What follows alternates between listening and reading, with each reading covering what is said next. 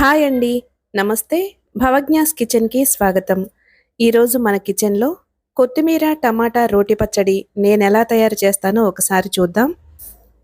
ఈ పచ్చడి అన్నంలోకి, టిఫిన్స్‌లోకి అన్నిట్లోకి చాలా బావుంటుందండి.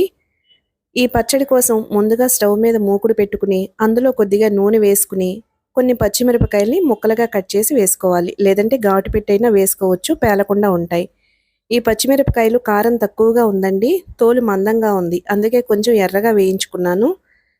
ఈ పచ్చిమిరపకాయల్ని ఒక బాక్స్‌లోకి తీసి పక్కన పెట్టుకుని, అదే మూకుట్లో మరికాస్త నూనె వేసి, ఒక ముప్పావు కేజీ శుభ్రంగా కడిగిన టమాటాల్ని చిన్నగా ముక్కలు కోసుకుని మూకుట్లో వేసుకున్నాను. ఈ టమాటాల్ని తిప్పుకుంటూ ఉండాలి. ఇవన్నీ ఒకసారి కలుపుకుని మూత పెట్టి మగ్గించుకోవాలి. ఇవి మాడిపోకుండా అప్పుడప్పుడు తీసి తిప్పుకుంటూ ఉండాలి. ఈ టమాటాల్లో ఉన్న ఎసరంతా ఎగిరిపోవాలి.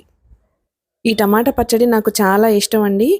మా చిన్నప్పుడు కొత్తిమీర వేసి చేస్తే నేను తినేదాన్ని కాదు. అప్పుడు కొత్తిమీర బాగా వాసనొచ్చేది. ఇప్పుడు కొత్తిమీర అసలు వాసనే ఉండట్లేదు.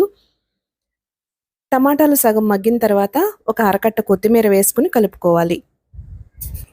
ఈ టమాటా, కొత్తిమీర 2 బాగా మగ్గిపోవాలండి. మూత పెట్టి అడుగంటకుండా అప్పుడప్పుడు తిప్పుకుంటూ టమాటాల్లో ఉన్న నీరంతా ఎగిరిపోయేలా మగ్గించుకోవాలి. మా చిన్నబాబు మామూలుగా అయితే టమాటా పచ్చడి తినడండి. కొత్తిమీర వేస్తే తింటాడు.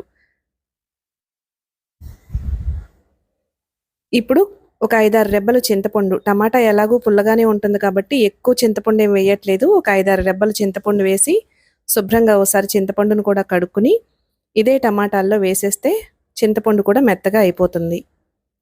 నేనైతే ఇలాగే వేసుకుంటా అండి. టమాటాలు ఎక్కడన్నా గట్టిగా ఉంటే ఒకసారి గరిటెతో ఇలా ఒత్తుకుంటే అవి కూడా మెత్తగా అయిపోతాయి. ఈ టమాటా పచ్చడి చాలా చాలా బావుంటుందండి. చాలామందికి తెలిసే ఉండొచ్చు. తెలియని వాళ్ళ కోసం చెప్తున్నాను. ఇప్పుడు ఒక మిక్సీ గిన్నె తీసుకుని ముందుగా వేయించుకున్న పచ్చిమిరపకాయలు, రుచికి సరిపడా ఉప్పు, కొద్దిగా జీలకర్ర, ఒక 7, 8 వెల్లుల్లి రెబ్బలు కూడా వేసుకుని కచ్చాబిచ్చాగా మిక్సీ పట్టుకోవాలి. ఇలా కచ్చాబిచ్చాగా దంచుకున్న తర్వాత మనం ఉడికించి ఆరబెట్టుకున్న టమాటా ముక్కల్ని కూడా ఇందులో వేసుకుని కచ్చాబిచ్చాగా గ్రైండ్ చేసుకోవాలి. ఈ పచ్చడి రోట్లో వేసి నూరుకుంటే ఇంకా బావుంటుందండి. కాకపోతే నేను తొందరగా అయిపోతుంది అని చెప్పి మిక్సీలో వేశాను. అంతేనండి. ఒకసారి ఉప్పు సరిచూసుకుని దీన్ని ఒక బాక్స్‌లోకి తీసి పెట్టుకుంటే ఫ్రిడ్జ్‌లో పెడితే వారం రోజుల వరకు పాడవదండి. ఛానల్‌ని కొత్తగా స్టార్ట్ చేశాను. మన ఛానల్‌ని లైక్ చేసి, సబ్స్క్రైబ్ చేసుకుని నన్ను సపోర్ట్ చేయండి. ముందు ముందు మంచి వీడియోస్ చేస్తాను. ఈ పచ్చడి చాలా మందికి తెలిసే ఉండొచ్చు. తెలియని వాళ్ళ కోసం చూపించాను.